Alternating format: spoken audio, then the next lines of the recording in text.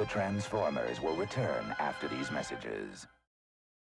1/4 cup milk of choice, 1½ teaspoon white or cider vinegar, 1/4 of a teaspoon pure vanilla extract, 1/3 cup pure maple syrup or agave, 3½ tablespoons oil, or applesauce for fat-free, 1 cup white, spelt, or Bob's GF flour, 1/4 of a teaspoon salt, 1 teaspoon baking powder, optional, pinch cardamom or cinnamon. Whisk first 5 ingredients. Let sit for at least 10 minutes.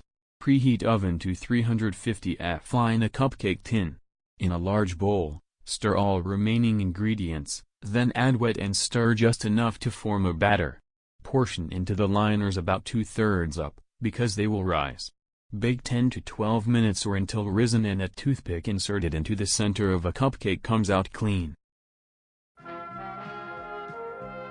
We now return to the Transformers.